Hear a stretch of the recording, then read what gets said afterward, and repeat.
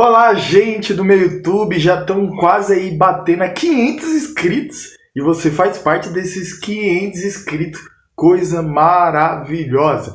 Eu quero pedir para vocês agora se inscrever e hoje nós vamos falar sobre o divórcio. É isso aí, vamos falar sobre o divórcio. Realmente, o divórcio é pecado? É errado o cristão divorciar? E qual o motivo que o cristão pode se divorciar? Você que quer acompanhar esse canal, se inscreva agora e vamos que lá. Roda a vinheta aí e se prepare para o vídeo. Bora lá.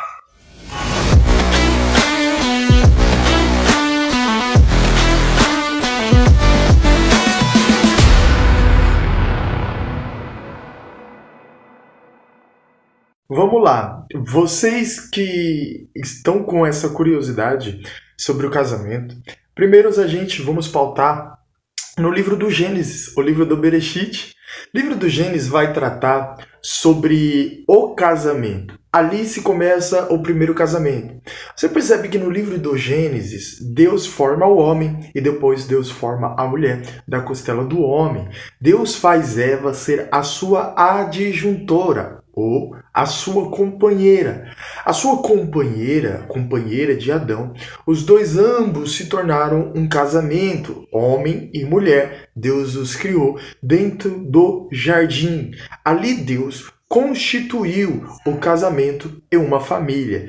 É claro que a constituição do casamento bíblico foi dentro do Jardim do Éden. Não teve, claro, aquela cerimônia que nós estamos acostumados, um juiz de paz, porque o juiz foi Deus e Deus afirmou e constituiu o casamento no Jardim do Éden. Claro que a aliança, quando se quebra, por motivos mútuos, alguns motivos de briga, outros motivos de discussões, outros terminam um relacionamento porque o marido o traiu, ou porque a esposa o traiu, ou por morte, e a gente vai tratar tudo sobre esse assunto, sobre a questão do divórcio.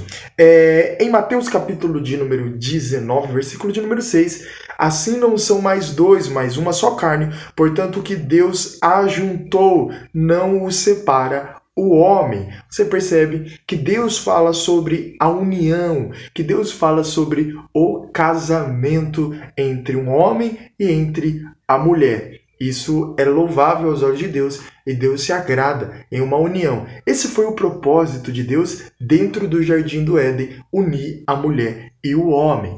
Você percebe que o plano original, o plano do início de tudo, nunca foi o divórcio. O divórcio não surgiu no Jardim do Éden. Você percebe que o divórcio não existiu dentro do Jardim do Éden. Ali no Jardim do Éden existiu o matrimônio, o casamento, ambos uma só carne, uma só união. Então ambos se amavam. Ali surge o casamento no Jardim do Éden. No Jardim do Éden não surge o divórcio. Jesus falou sobre o divórcio. Felipe, Jesus falou sobre o divórcio, mas claro que Jesus falou sobre o divórcio. E olha o que Jesus vai falar em Mateus 19, capítulo de número 4 ao 6. Depois você lê. Não tendes lindo que aqueles que os fez os princípios macho e fêmea e o fez. E Jesus, além de falar essa frase, ele vai concluir. E ele vai concluir dizendo, portanto, o que Deus ajuntou, não separe o homem. E ele vai dar a continuidade, dizendo que Jesus está mostrando o propósito original. E qual é o propósito original? Lá no Jardim do Éden, o casamento. Um casamento estável, ambos em uma só carne, convivendo junto. Esse foi o propósito de Deus, que o homem e a mulher andassem junto. Claro que surge essa palavra, o divórcio. O divórcio surge depois do acontecimento do Jardim do Éden, que ali se unem e pessoas começam a se unir. E esse é um grande problema. A união acabou se causando alguns problemas, porque tem gente que entra no relacionamento, no casamento, e alguns casam por prazeres sexuais, outros casam por desejos mútuos, outros casam para que saiam da casa dos seus pais, para que saiam da casa das suas mães, ou que não consiga viver sozinho, por isso eles casam, ela casa, ou talvez ela foi iludida, ou talvez ele foi iludido, e ele casou. E ele casou sem perceber que o casamento é uma das responsabilidades tamanha. Então vamos para a terceira parte aí e vou explicar agora sobre divórcio. Vamos lá. Divórcio. Quando você escuta essa palavra, você automaticamente coloca na sua cabeça que ambos terminaram, ambos decidiram não estar mais unidos. Quebra todo o princípio do livro de Gênesis, quebra toda a razão e aquilo que Deus quis para o homem e para a mulher, para que se unissem em um só propósito, em uma só carne. Claro, irmãos, que muita gente se divorcia pela infidelidade, outros se divorciam pela questão de não conseguirem conviverem junto, e isso é um grande perigo. A infidelidade quebra a junção da aliança, trazendo alguns prejuízos no matrimônio. E quais são os prejuízos trazidos no matrimônio? A desconfiança em primeira questão em tudo. A desconfiança acaba entrando dentro do casamento pela infidelidade. Não só a infidelidade, não só a inconfiança, mas a pessoa ela começa a perder a atração, tanto a atração carinhosa, tanto a atração sexual, tanto vários tipos de atrações. Atrações que eram para o seu cônjuge, mas ele acaba perdendo pela infidelidade que ele causou ou que ela causou, vice-versa. A infidelidade dentro do casamento, ela acaba prejudicando o relacionamento, tornando-se desconfiança. Aquela desconfiança que você não pode mais sair sozinho, porque ou ele desconfia de você,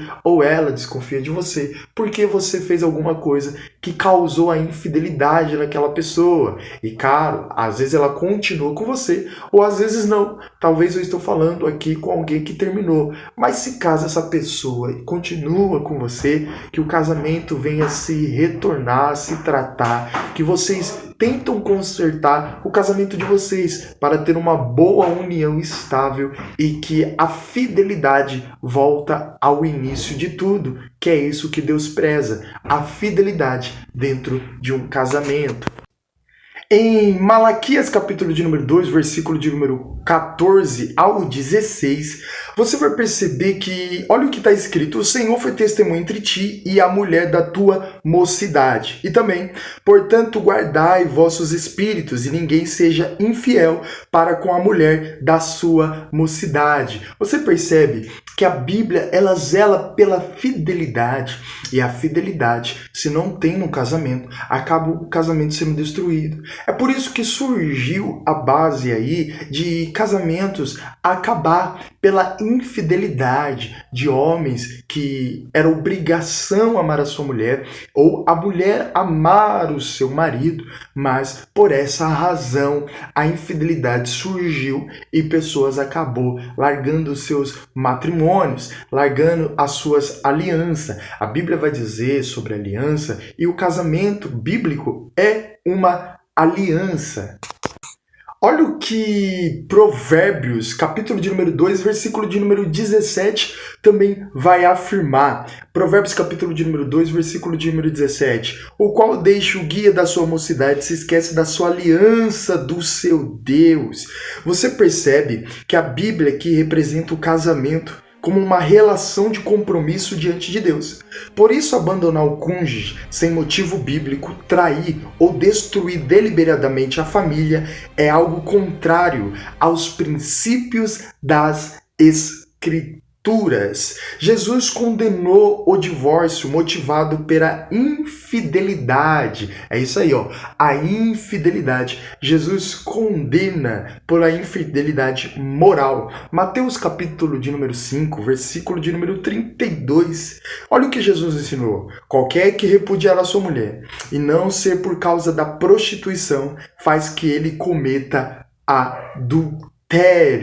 adúltero. Olha o que Jesus vai mencionar também em Mateus, capítulo de número 19, versículo de número 9. E vos digo, porém, que qualquer que repudiar a sua mulher, não sendo por causa da imoralidade sexual, e casar com outra, comete adultério. O que Jesus está dizendo? Aquele homem que termina com a sua mulher por não ser uma traição e se casa com outra mulher, esse sim comete adultério.